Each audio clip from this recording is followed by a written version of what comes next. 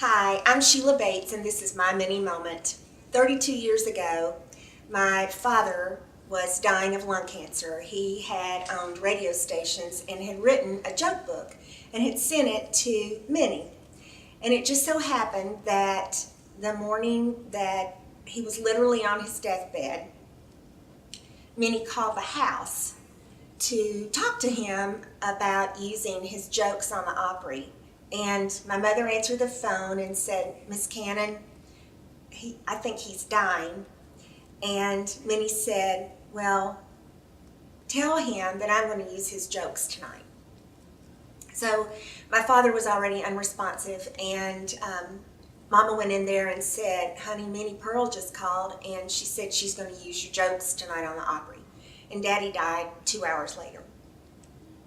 So I thought that it was so special that this man who had spent his professional life in broadcasting had his jokes on the Opry the night that he died, and that show was broadcast to millions of people around the world.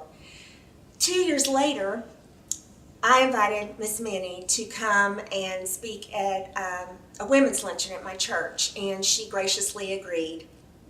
She came and spoke, and after the luncheon, I had my two little babies and asked her if she would autograph my Minnie Pearl cookbook.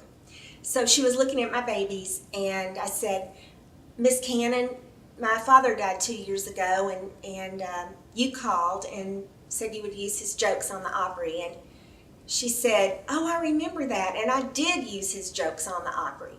And then she looked at my children and she said, "Honey, you are the richest girl in the world with those babies."